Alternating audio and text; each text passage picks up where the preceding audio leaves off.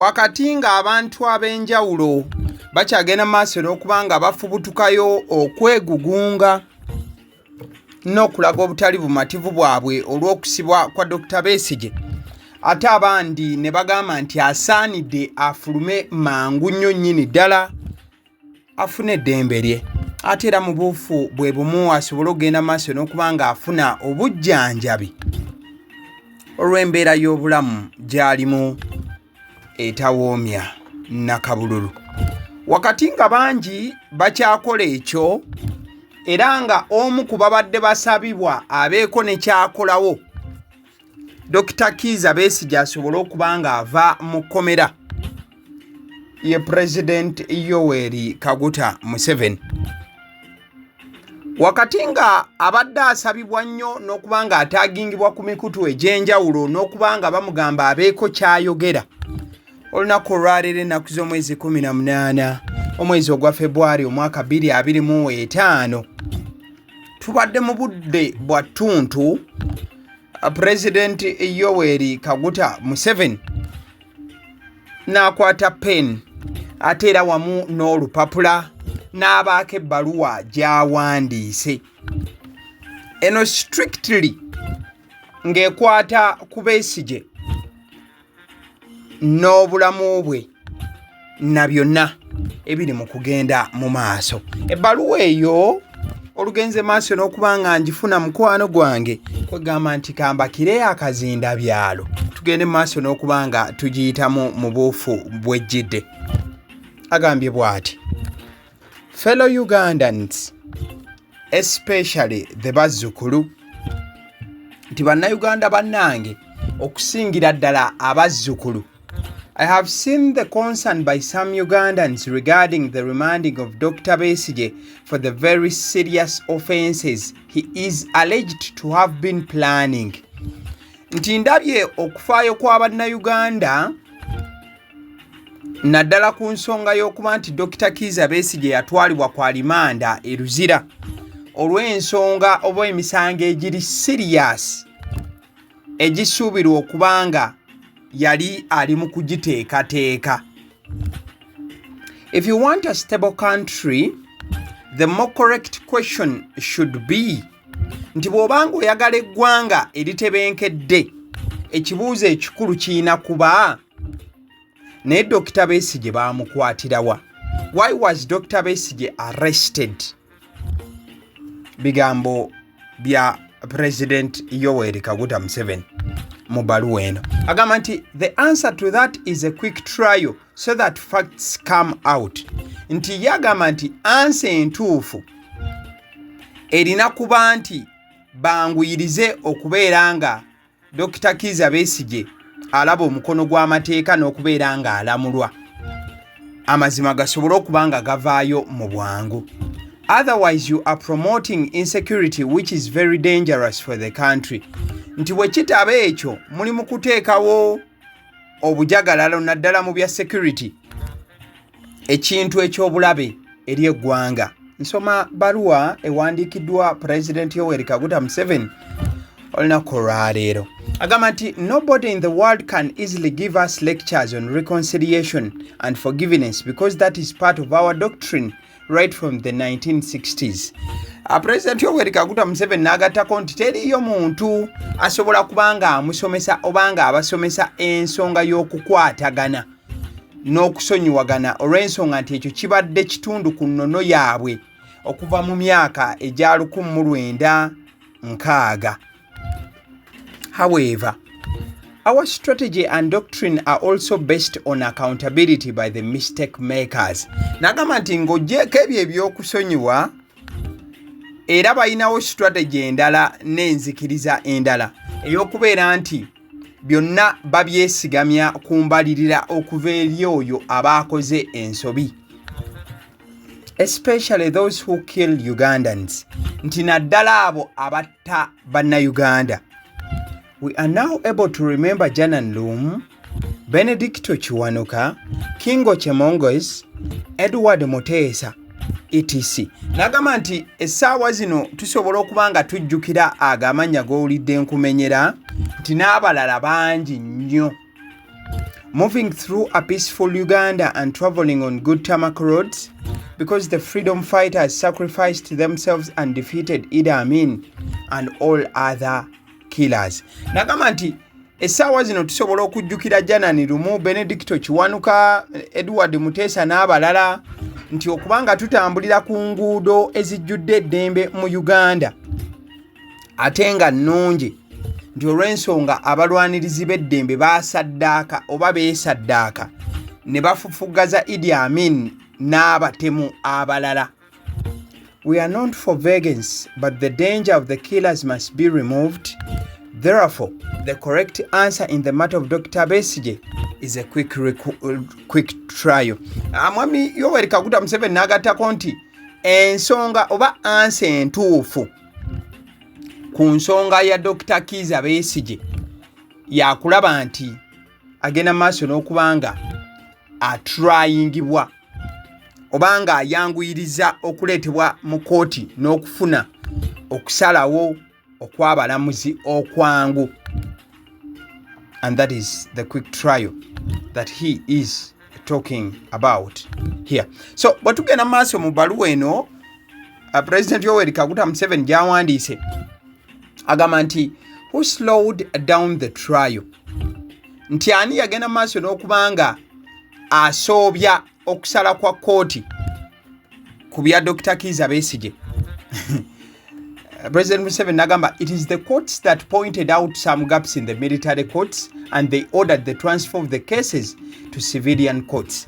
Wano nno okunenya n'akuteeka ku kooti nti ye yatunuuliza olunwe mu kooti y'amagye n'eragira omusango oba emisango gya Dr. Kizza Besigye gijjibwe mu kooti ey'amagye gitwalibwe mu kooti ey'abannansi oba ey'aba civilian mu buufu obufaananako bwe butyo. Mwami Yoweri Kaguta Museveni agasseko nti the concerned people are therefore working on two fronts.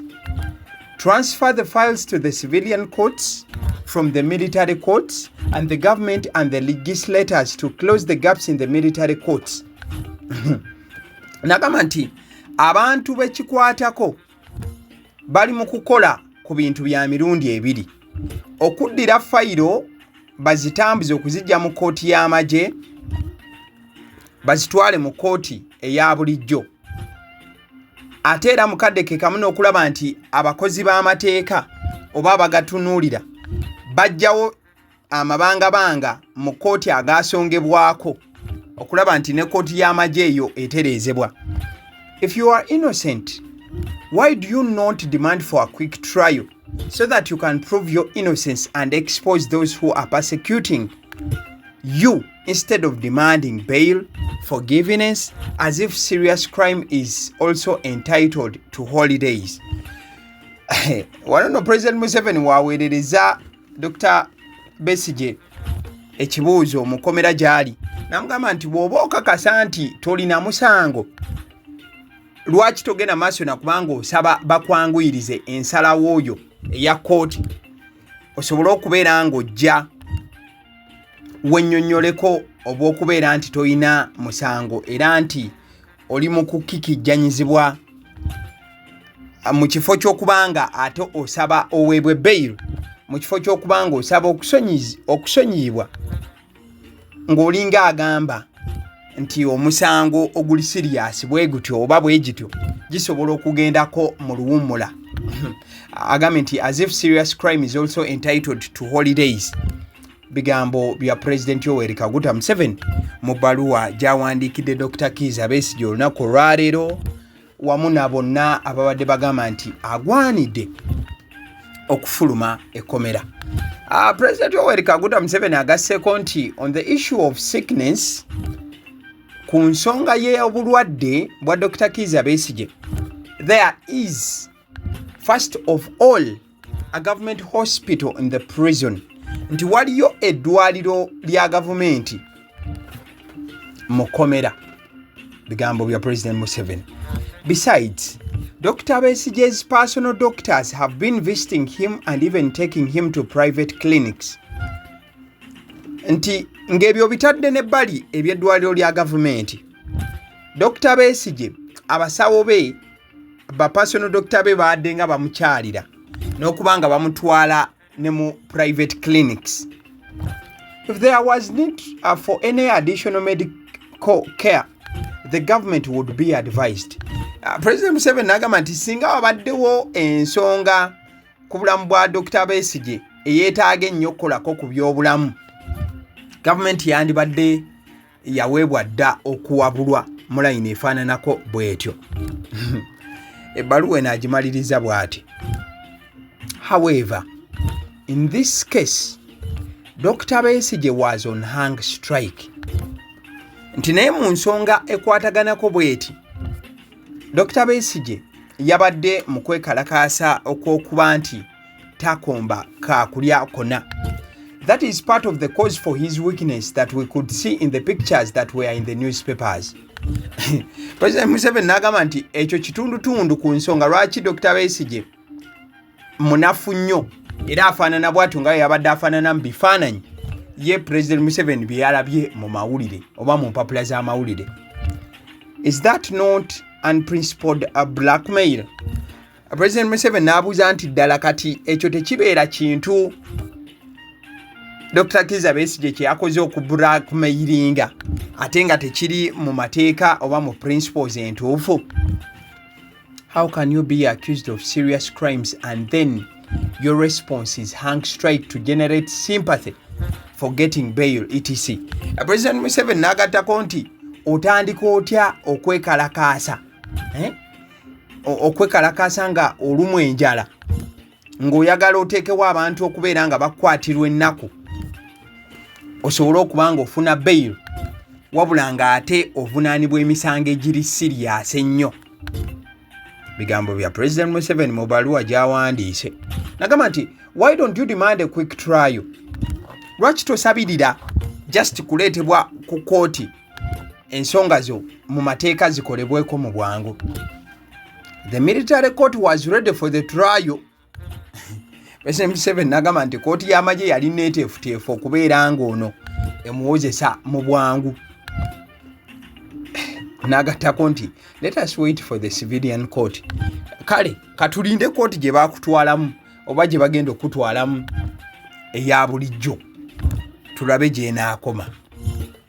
Bigambo bya President Museveni.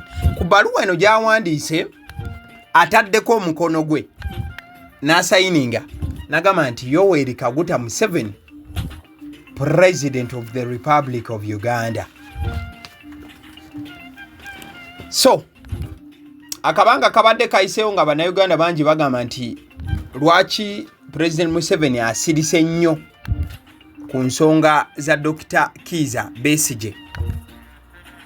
Olunaku olwaleero avuddeyo n'abaga ebbaluwa ngikuyitiddemu mu bujjuvu kigambo ku kigambo nga bw'agiwandiise nga siina kintu na kimu kye nkulekeddeyo mukwano gwange. Osobola oteeka mu comment section kiki ky'olowooza ku bbaluwa eno President Museveni gy'awandiise ng'agiweereza eyaliko munywanyi we Dr. Kizza Besigye mu Kkomera gy'ali. Wabula ebyo nga bigenda mu maaso, abantu bangi bakyavaayo okubanga bavumirira ekikolwa ekya Dr. Kizza Besigye okubeera ng'ali mu nkomyo essaawa zino n'okubeera nti okulwanirira kw'eddembe lye kukyagaanya okubeera nga kuwulizibwa ekimala olw'ensonga nti musajja wa Katonda ali ku hang strike n'era tewannabaawo kyanjawulo kikyuka. Agape Christian School lino essomero lisangibwa Buwama ku ly'Ekatebo. Bagamba nti kyekiseera otwale omwana wo liva ku nursery paka P7. Eddoboozi eribadde liri emabega w'omuzindaalo era erikyali emabega w'omuzindaalo ku YouTube channel eyagaliwo lyange yenze abasseddi omusunsuzi. Buli olaba video yagaliwo mukwano gwange olina okukola ekintu kimu kyokka kyokka kubeera ku likinga video eno ate bw'oba to subscribinganga era nakyo bw'okikola tekisobola kubanga kikuyubulako ddiba mukwano gwange okola kyatendo nnyonnyene ddala weebale weebalire ddala thank you